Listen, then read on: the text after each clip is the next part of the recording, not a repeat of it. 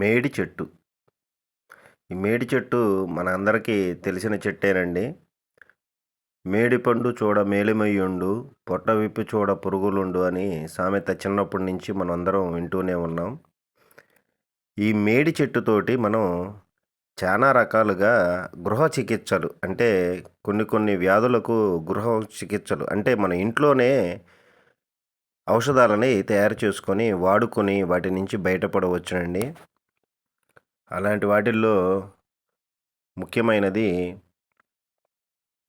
మహిళలలో గర్భాశయ సమస్యలు, జననాంగ సమస్యలు, అలాగే ఈ తెల్లబట్ట అంటే వైట్ డిశ్చార్జ్ అంటాం కదా! ఇలాంటి సమస్యలు బాగా వేధిస్తూ ఉంటాయండి. అలాంటప్పుడు ఈ మేడి చెట్టు మనకి ఒక దివ్యమైన ఔషధం తయారు చేసుకోవచ్చు ఈ మేడి చెట్టు ద్వారా.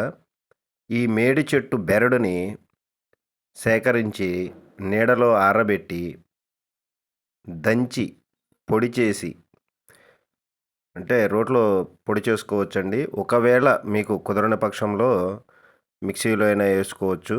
కాకపోతే రోట్లో దంచిందే మెడిసిన్ వాల్యూస్ ఎక్కువగా ఉంటాయి. ఇలా దంచి దానికి సమానంగా పటికి బెల్లం అంటే మనం ఎంతైతే ఈ మేడి చెట్టు బెరడు పొడి తీసుకున్నామో అంతే సమంగా ఈ పటికి బెల్లాన్ని పొడిని కూడా సమానంగా తీసుకొని రోజు ఉదయం, సాయంత్రం నీడల్లో ఒక 10 గ్రాములు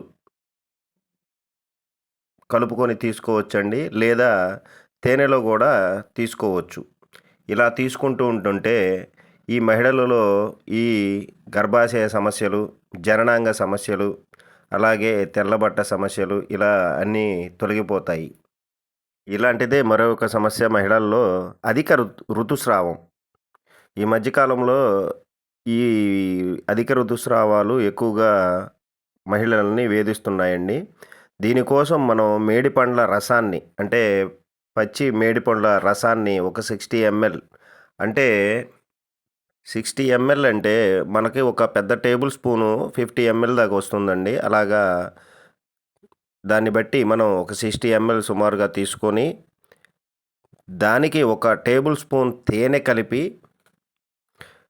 లోనకి మనం డైలీ తీసుకుంటా ఉంటుంటే ఈ సమస్య నుంచి తొందరగా బయటపడతామండి. అంతేగాకుండా కొంతమంది మహిళల్లో గర్భస్రావం అవుతూ ఉంటుంది. అబార్షన్ అవుతూ ఉంటుంది. ఇలాంటి వారికి ఈ మేడి చెట్టు బెరడు కషాయం కాచుకొని దానికి బార్లీ పొడి, అలాగే పటిక బెల్లం పొడి కలిపి దీనిని ఉదయం, సాయంత్రం తీసుకుంటుంటే ఈ గర్భం అనేది నిలబడుతుందండి. అలాగే నోటిపూతలు, నోట్లో పూసి పుళ్ళు పడటం అలాంటి వాటికి ఈ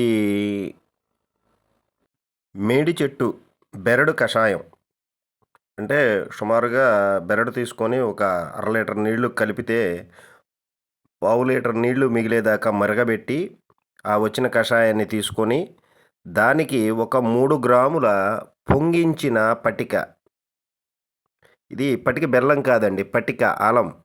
ఇది పొంగించి మనకి షాపుల్లో గూడా దొరుకుతుందండి పొంగించిన పొడి. ఆ పొడిని 3 గ్రాములు కలిపి పుక్కిలించి ఊస్తూ ఉంటే ఈ నోటిపూతనేది తగ్గుతుందండి. కన్నిటికన్నా ముఖ్యమైనది రక్త దోషాలు. అంటే రక్తంలో దోషాలు అంటే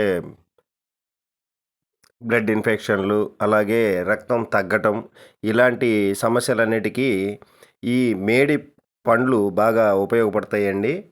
అలాగే చర్మ సమస్యలు, మొటిమలు ఇలాంటి అనేక వాటికి కూడా ఈ మేడి పండ్లు బాగా ఉపయోగపడుతుంటాయి. చానా మందిలో ఎనీమియా అంటే ఈ రక్తహీనత అంటే రక్తం తక్కువగా ఉండటం ఇలా జరుగుతూ ఉంటుంది. దీన్ని పెంచాలి అంటే దీని మూలాన చాలా సమస్యలు గూడా వస్తూ ఉంటాయండి. ఈ రక్తాన్ని మనం పెంచుకోవాలంటే ఈ మేడి పండ్లతోటి మనం మన రక్తాన్ని పెంచుకోవచ్చండి.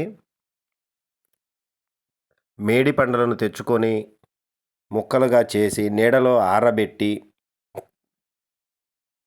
రోట్లో దంచి చూర్ణం చేసి ఆ చూర్ణాన్ని ఒకవేళ మీకు రోట్లో దంచడం కుదరకపోతే మిక్సీ అయినా వేసుకోవచ్చండి.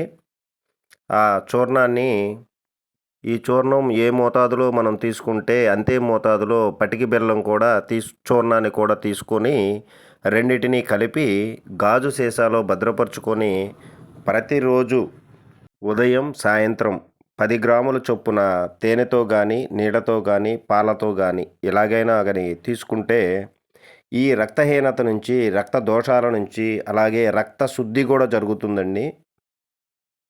చర్మం కాంతివంతంగా